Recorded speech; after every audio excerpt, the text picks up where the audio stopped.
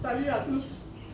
Aujourd'hui, je vais donner des signes pour reconnaître les faux guides religieux, les faux pasteurs, les faux prophètes, les faux Christ. La liste est longue. Donc souffrez que je lise ces signes-là.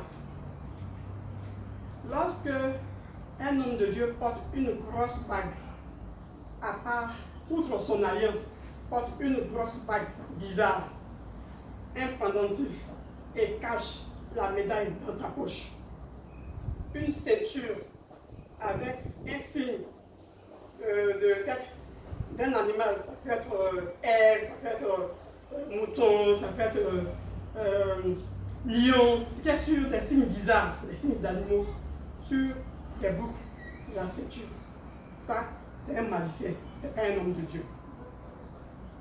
Lorsque un homme de Dieu fait boire du sperme à ses fidèles, lui, c'est un sorcier, c'est pas un homme de Dieu. Lorsque un homme de Dieu, entre griffes, un homme de Dieu fait manger des herbes à ses fidèles, hypnotise ses fidèles, c'est un sorcier, ce n'est pas un homme de Dieu. Lorsque un homme de Dieu fait payer des tickets aux fidèles pour aller au paradis, c'est un sorcier.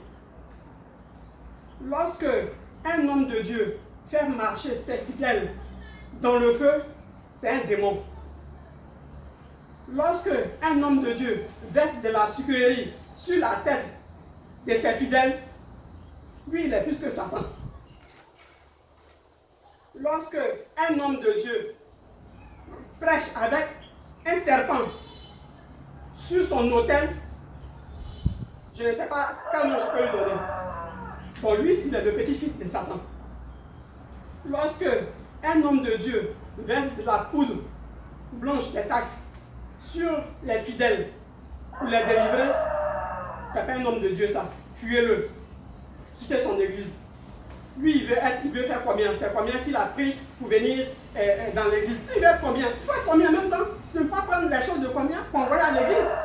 Voilà. Donc, lorsque un pasteur, un homme de Dieu, c'est pas un couple, il te voit et puis dit, Dieu m'a dit que ton mari là, c'est pas ton mari. Et il trouve la femme parce qu'elle a l'argent. Non, pour faire le business. Non, toi, ton mari là, il est possédé. Il faut le quitter. Voilà, je te branche sur telle personne. C'est de la sorcellerie. Arrêtez ça. Lorsqu'un homme de Dieu demande qu'on l'accueille à genoux, même Jésus même n'a pas demandé ça à ses fidèles. Et quand tu arrives comme ça dans sa limousine, les fidèles doivent se mettre à genoux pour l'accueillir. Tu es un sorcier, tu n'es pas un homme de Dieu. Lorsque l'homme de Dieu couche avec les fidèles, toutes les filles, les femmes de son église, c'est un Satan. Lorsque un homme de Dieu veut qu'on travaille sur lui, c'est-à-dire que quand il arrive à l'église, on travaille sur lui comme les boucantiers, comme les gens de couper des et puis on travaille sur le travaillement là. Toi, tu n'es pas un homme de Dieu, il faut aller chanter. La liste est longue. Lorsque un pasteur, un homme de Dieu, vomit de l'argent, c'est un magicien. Lorsque l'homme de Dieu demande que les fidèles se couchent et qu'il leur marche dessus, toi, tu es un vrai démon. Lorsque l'homme de Dieu demande qu'on le porte comme des rois à Caen, vous voyez un peu, non? Comme on le porte en haut ou bien on le met au dos, toi, tu n'es pas un homme de Dieu. Jésus même n'a pas demandé ça.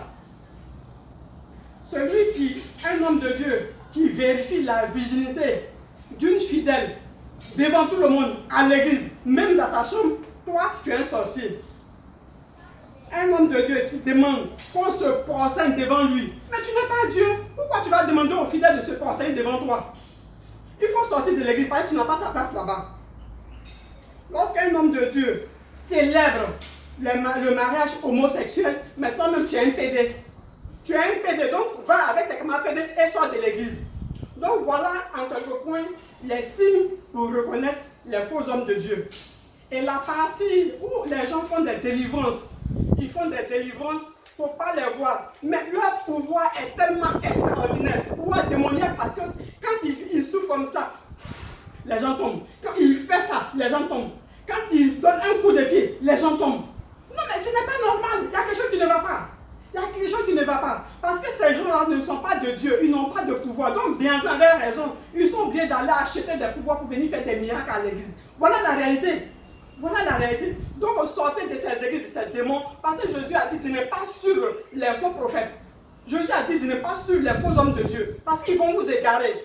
Ils vont prier pour vous, ça n'ira nulle part.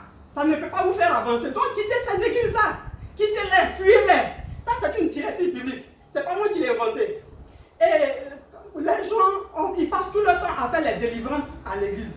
Toujours, ce sont les gens qui tombent en transe. Surtout les jeunes filles, elles sont tout le temps par terre. Il faut changer de technique, il faut changer de stratégie. Comment c'est, quel enseignement vous donnez, quel est ce serment que vous donnez, et puis les gens ne changent pas. Le démon revient toujours habiter dans leur corps. C'est parce que les gens ont de la négativité en eux que ça attire le démon. Donc ce qu'il faut prêcher, le sermon qu'il faut prêcher, c'est de leur dire de faire leur révolution humaine, de renaître de nouveau, de changer de comportement. Dès lors où ton intérieur est pur, le démon ne peut plus te posséder. Donc les hommes de Dieu insistaient sur le fait que les gens changent de vie, changent de comportement. Comme ça, c'est fini, les histoires de délivrance, chasser démons, tout ça c'est fini. Parce que les démons de maintenant vous reconnaissent, ils savent que vous êtes là camarade démon. Donc quand tu dis sors, il dit je ne sors pas. Quand tu dis sors, je dis je ne sors pas. Mais quand tu as trop mis la pression, il sort et puis il va prendre les fidèles devant la porte. Dès que tu vous finis à l'église, les cultes, il rentre encore dans le corps des gens. Donc, donnez les enseignements aux fidèles afin qu'ils puissent changer leur vie pour ne plus être possédés par le démon. Voilà le message. Je vous remercie.